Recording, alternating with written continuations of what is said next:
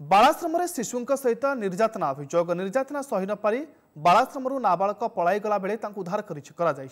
एपरी किसी घटना घटी बालेश्वर सहदेव खुंडा थाना अंचल उत्कल बालाश्रम 8 वर्षर बालक पाचेरी डे पलाई आसी तेज सहदेव